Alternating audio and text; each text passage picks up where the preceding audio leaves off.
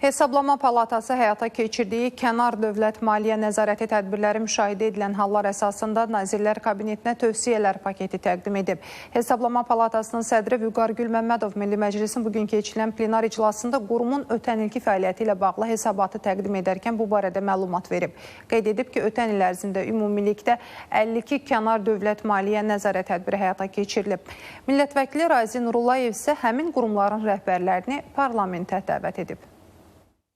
Hesabat ilində kənar dövlət maliyyə nəzarət tədbirlərində Hesablama Palatasının diqqətdə saxladığı sahələr, işğaldan azad olunmuş ərazilərin bərpası, ətraf mühit, iqtisadi fəaliyyət və büdcədən kənar fondlardır. Hesablama Palatasının sədri Vüqar Gülməmmədov bildirdi ki, dövlət qurumlarında fiskal məsuliyyətin hələ də lazımi səviyyədə artmadığı müşahidə olunur. Bu dövlət vəsaitlərindən istifadə zamanı qurumlarda məsuliyyət bölgüsünün düzgün aparılmaması, daxili nəzarət mexanizmlərindəki boşluqlar, intizam risklərinin düzgün qiymətləndirilməməsi və sair səbəblərlə əlaqələndirilə bilər.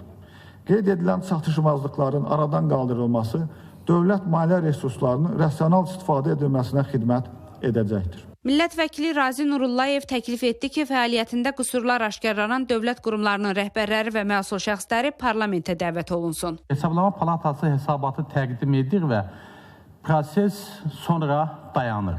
Bu qədər asan yanaşma məncə o qədər də maraqlı deyil.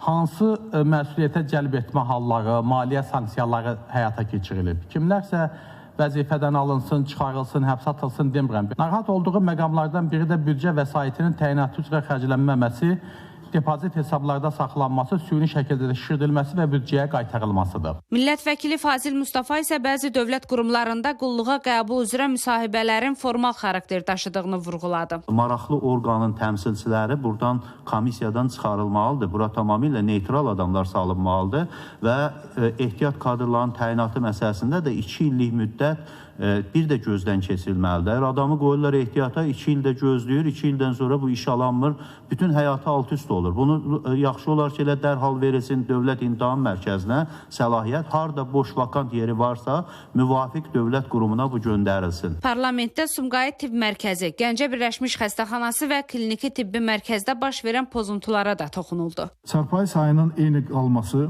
və yaxud azalması fonunda ştat sayının kəskin artması, ştat vahidlərində qeyri-tibbi personalın 35%-dən yuxarı həddə çatması, ştat cədvəllərinin vahid tarif ixtisas kitabçasına uyğun olmaması nəzərdə tutulmayan vəzifələrin müəyyən edilməsi ilə dövlət vəsaitinə əlavə tələbatın yaranması, dövlət əmlakının səmərəli və funksional fəaliyyətə uyğun idarə olunmaması. Plenar iclasda Qərbi Azərbaycandakı Alban məbədləri ilə bağlı məsələ qaldırılması təklif olundu. Vurğulandı ki, təkcə Qarabağ və Şərqi Zəngəzurda deyil, Qərbi Azərbaycanda da onlarla xristiyan Alban Qıpçaq məbədləri var. Həmin abidələrlə bağlı da məsələ qaldırmaq lazımdır. Turanə Tağızadə, Samir Gülməmmədov, ATV Xəbər.